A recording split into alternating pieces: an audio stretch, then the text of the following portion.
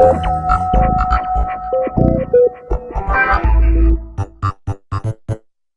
now we're going to go over all of Evan's gear, and we're going to roll in some examples of what each does on the album. All right, so kind of at the nerve center, basically because it's just my sound card, has been my sound card, is the Access Virus Snow. It's super useful, 4-voice, multi-timbral synthesizer, but it also acts as a USB sound card, and it has the full integration with the Virus Total integration stuff, which is just really fun. So this is kind of the heart of things. So like, the beginning you hear this piano part, this is a Virus piano sound.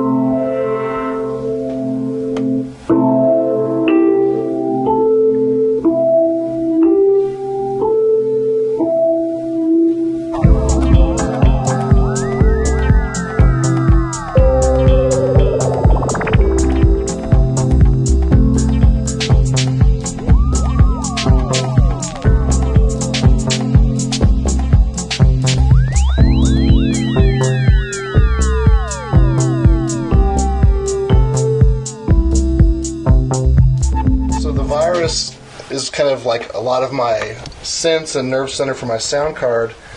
I have the Electron Mono Machine, which I use for a lot of sequencing to send out to drive bass lines and beats, and also has its own internal synthesizer, which is a whole nother story.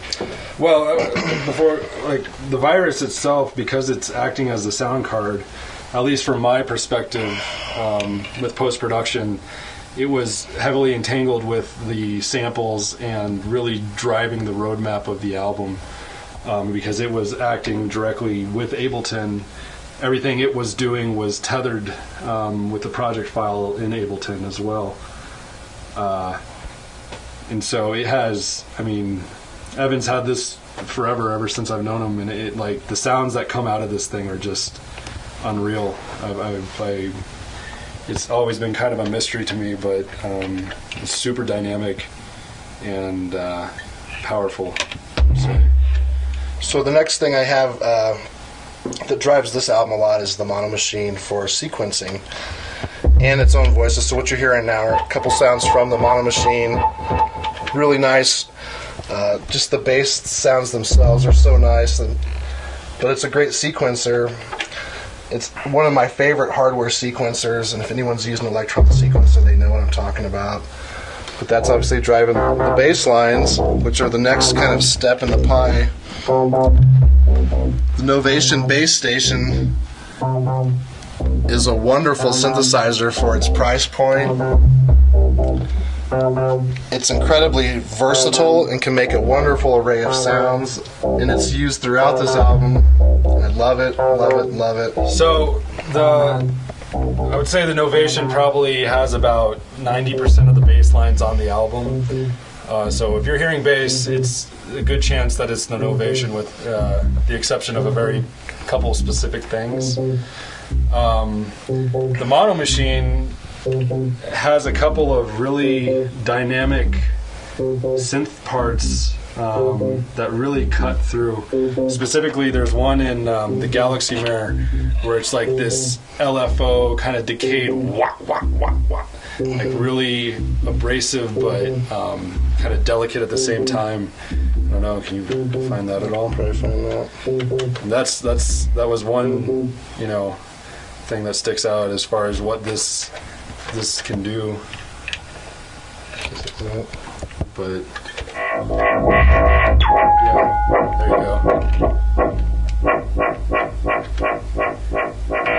there you go. You can hear during that song just how important that sound is, and like how it's subtle, but it's inescapably there at the same time.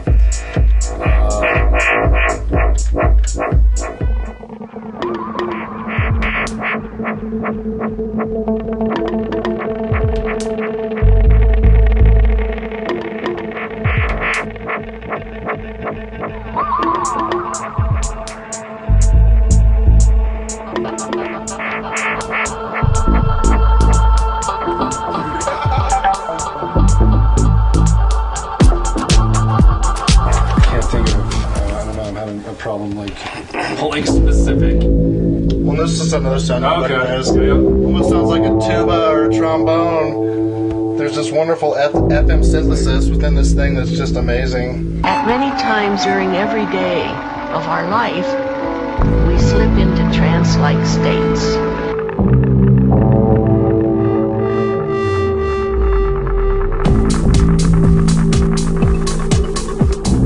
At many times during every day of our life.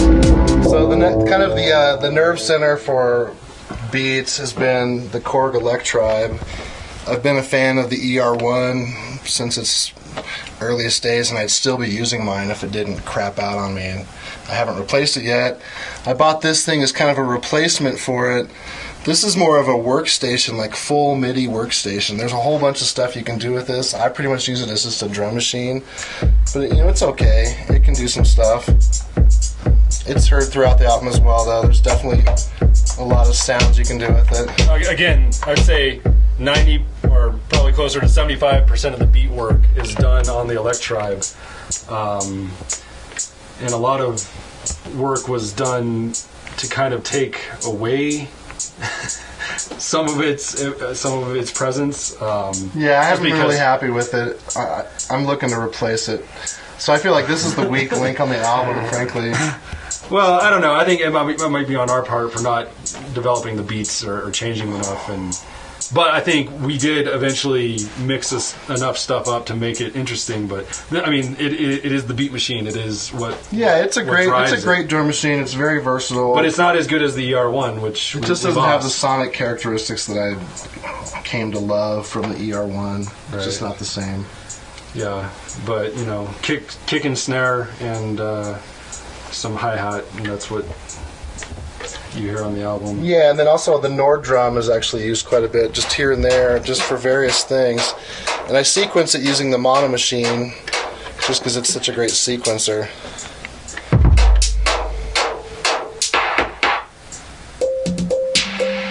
Yeah, a lot of the stuff you hear off this thing is very subtle.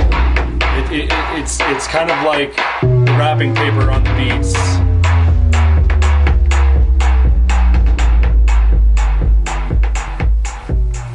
So yeah, and then that brings us, of course, to the emo, which we talked about a little bit. Just there's so much of the sound that you hear comes from the emu. Yeah, all those really tasty flourishes, auxiliary percussion, are all this thing. And yeah, and again, Emu did such a great job making these sample libraries that they put on these little sample ROMs that they put out with these series and the Proteus series rack synthesizers. This thing has a couple rack unit or a couple ROM spots in it, and I can't give it up. I love it. So that's kind of my rig, and then of course this thing we couldn't do without the 3-in 8-out MIDI distribution amp, right. Which of course has a couple different settings, so you can choose your ABC source and which thing's going to go where. And that's kind of my rig in a nutshell. Of course, can't leave out Ableton. We are using Ableton as sort of a roadmap, and I was just explaining how Ableton has become sort of like my notepad. I used to have a spiral notebook that I would use when I would do live PA, but instead now I can leave notes for myself. So instead of having to flip through my spiral notebook and be like, okay, switch the drum machine to G16 and the bass line to 6 and MIDI channel 7, I put all that stuff in here. And then we also have some nice little samples and things in here that we can use. It's just like there's no sampler that really comes close to Ableton that I have found yet. So this is also what I use for sequencing the virus. The virus is mostly sequenced from Ableton. I can send sequences stuff from here, and sometimes I'll use that to stack up bass lines so that both devices receive the same MIDI events, and that's kind of fun. But that's the rig in a nutshell. We could look at the mixer interface. You could come around this way. One thing that was a game changer for us is that we used to have two big Mackie console mixers, and we had them both maxed out full of channels. And it took up so much space, and it was so heavy. dumb. And then we had to submix that into something else to get our main stereo out. I mean, because if you look, just look at how much gear we have. And and what sort of mixing environment you have to do just to play, just to hear everything. I mean, between all my shit and Evan's shit, I mean, we have insane amount of channels we have to account for. So we went with this Behringer XR18 mixer. This is great. It's 18 inputs, which we're pretty much maxed out, but we've made it work. But it's also an 18-in, 18-out sound card, which is what we used to record the album. Because we were able to plug this in as a sound card into Ryan's Mac Tower here as a Pro Tools interface. And that's how we recorded the album. So yeah, we hit Pro Tools, and it was all multi-tracked. And like I said, we're going to get into that a little later. The Pro Tools session itself.